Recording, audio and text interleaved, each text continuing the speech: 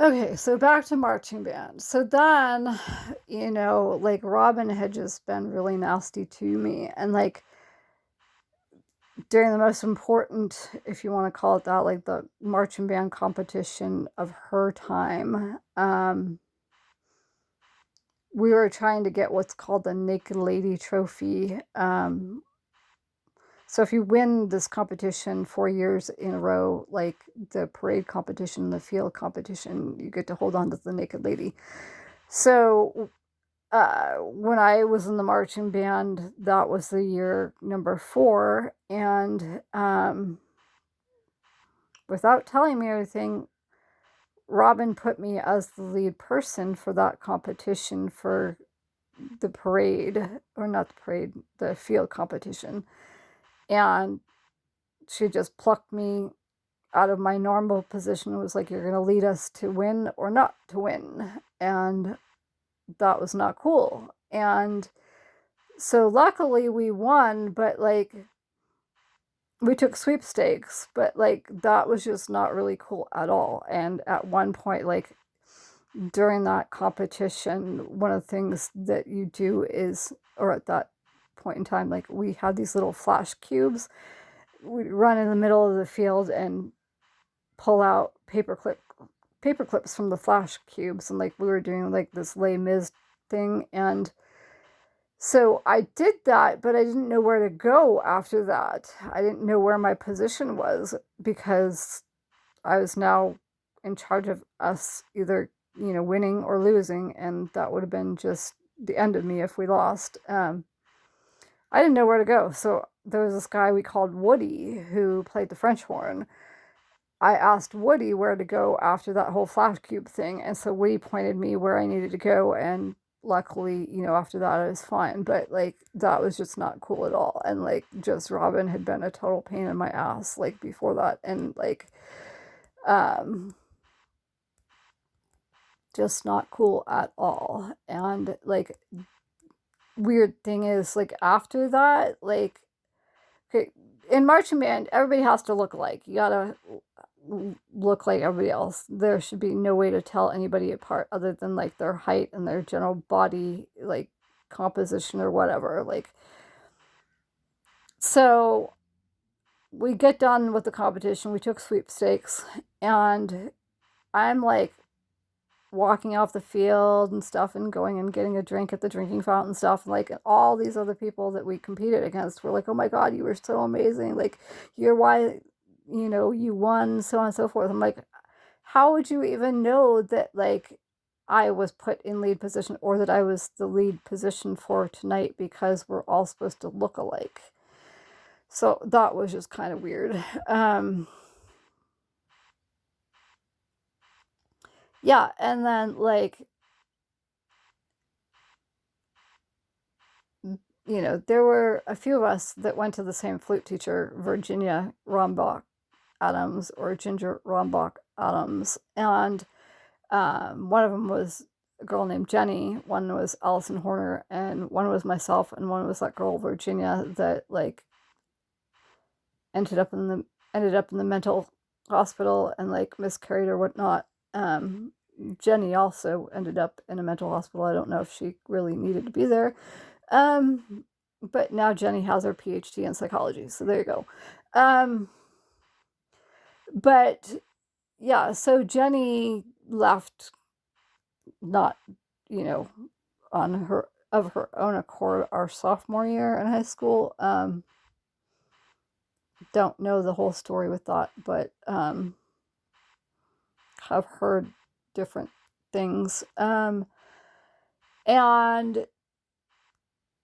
Allison and I went to compete at county honor band tryouts. And Allison and Jenny and Virginia had all been like prodigies on the flute. And Allison forgot her minor scales. I did not. That was the difference. And like, I beat Allison, and only because she forgot her minor scales. And with good reason. I mean, she was taking all the honors and AP classes and, like, you know, got straight A's and stuff. But I got just bad mouthed for that. Like, when I went to my next flute lesson with Virginia, or Ginger Rombach Autumns, like, Ginger was like, you know, how did you beat Allison? And I was like, why would you even say that to me? Like, that's just a horrible, rotten thing to say. Like, and the only reason is because Allison forgot her scales, period. End of story. Long story short, a couple years go by, and Virginia was dealing with what Virginia was dealing with, having been in that mental place. And, like, Allison and I were the remaining two continuing flute students of Ginger Rombach Adams. And, like, weird, I ended up at a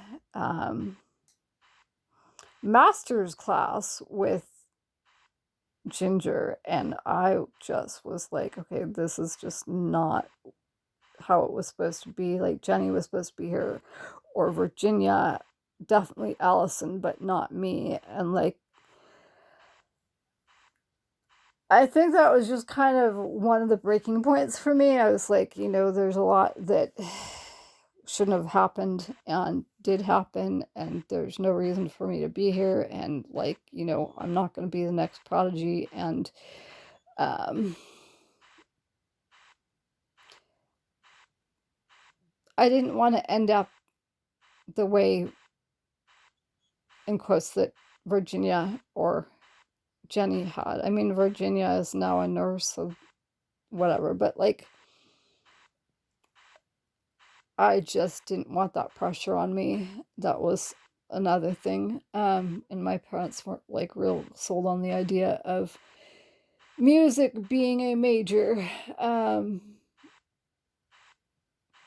Yeah, and then Allison got married, and I think she's, like, in Minnesota or something, Missouri or Minnesota. And the guy she married has a felony. Don't know how that happened. Like, she's totally straight-laced, and, like, not straight-laced. I mean, she's just a good person, period. So that's kind of odd. And then Jenny got a PhD in psychology, and the guy she married has some criminal record. And I kind of sense that that criminal record shouldn't be a criminal record.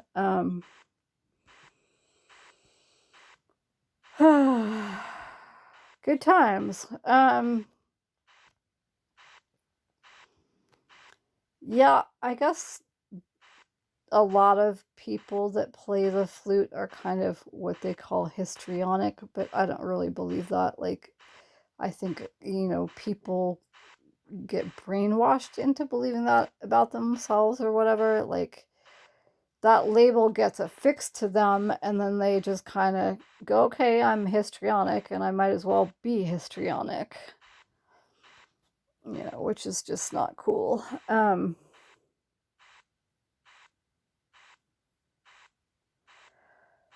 don't know. There's just lots to unpack and a lot of stuff. Yeah, so high school was not, like, the most pleasant time, and neither was college.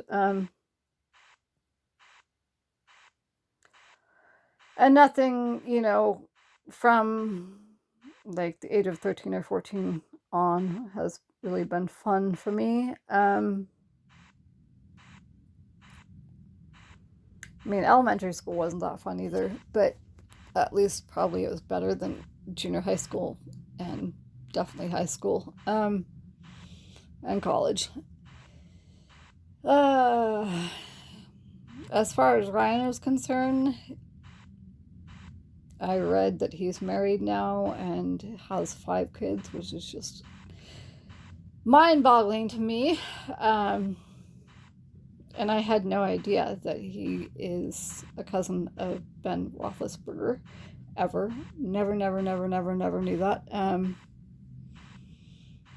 And, you know, I do miss having him as a friend. Like, he was kind of a rock to me.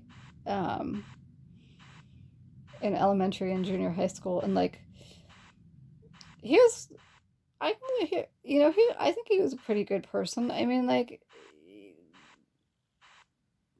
and even Jennifer Bliss was at some points. I mean, like, there's a point in time, in elementary school, we used to do those book reports, and like I got up to do a book report, and I mispronounced the name Dana, and I said Dana, and both like Ryan and Jennifer corrected me, but in a really nice way. And then there was a time I was talking about Madame Curie, and I said Cree instead of Curie, and that was really just honestly a mistake. And um, a mispronunciation at that point. And Ryan jumped right in and corrected me. Not that he ever knew that that was just really an unintentional mispronunciation at the time.